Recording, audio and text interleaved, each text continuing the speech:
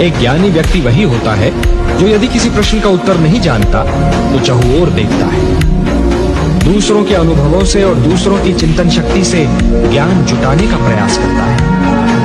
हे महादेवी, जिस प्रकार एक दीपक दूसरा दीपक जला सकता है, उसी प्रकार दूसरों के ज्ञान और अनुभवों से और दूसरों की चिंतन शक्ति से स्वयं अपना ज्ञान भी तो बढ़ाया जा सकता है।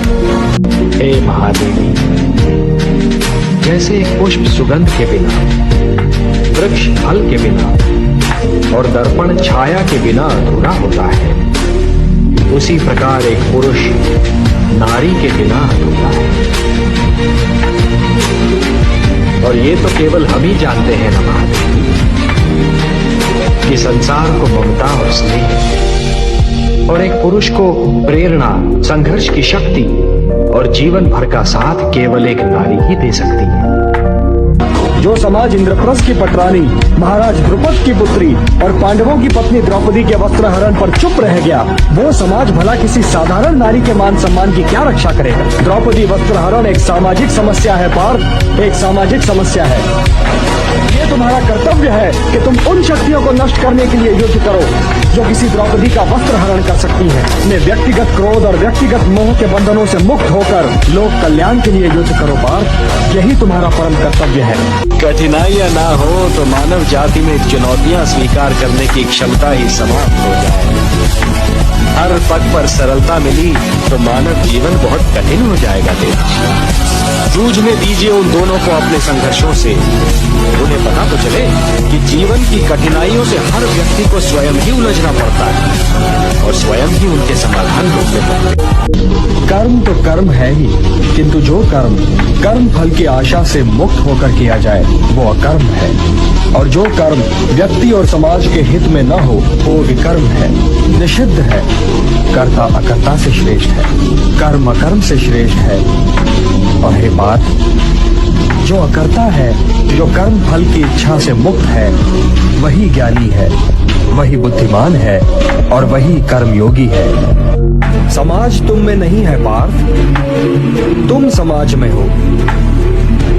इसलिए लोक संग्रह और लोक कल्याण ही को अपना परम कर्तव्य मानो, क्योंकि जो समाज के लिए कल्याणकारी होगा वही तुम्हारे लिए भी कल्याणकारी होगा। जो कर्म लोक संग्रह के लिए होगा पार्थ, उसी के द्वारा तुम्हें सिद्धि प्राप्त होगी। व्यक्तिगत लाभ से तो पाप की गली निकलती है, क्योंकि वो तो स्वार्थ सिद्धि के लिए व्यक्ति को भटका देता है। और हे पार्थ, ये भी न भूलो कि तुम एक महान पुरुष हो और लोग तुम्हें दृष्टांत मानकर तुम्हारे पीछे पीछे काम और स्वार्थ के मार्ग पर चल पड़ेंगे, क्योंकि एक श्रेष्ठ व्यक्ति का आचरण तो दूसरों के लिए दृष्टांत बन ही जाता है।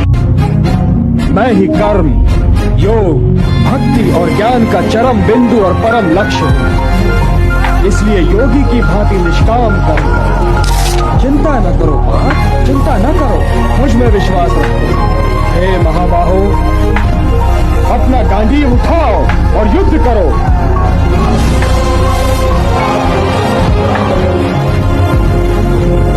हे पार्थ, इस मंत्र को सदैव याद रखो कि संसार में ज्ञान के समान पवित्र करने वाली न ही कोई वस्तु है और न ही कोई तत्व। ज्ञान ही सर्वोत्तम है।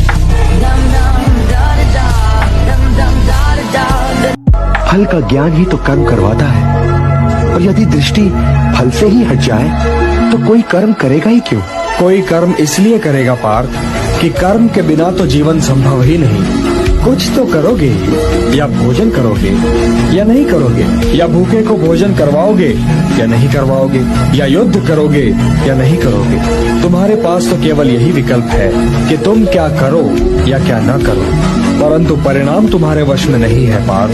कर्म फल तुम्हारे वश में नहीं है। तुम्हारे अधिकार की सीमा इस विकल्प पर समाप्त हो जाती है कि तुम युद्ध करोगे या नहीं करोगे, किंतु युद्ध का परिणाम तुम्हारे हाथ में नहीं है।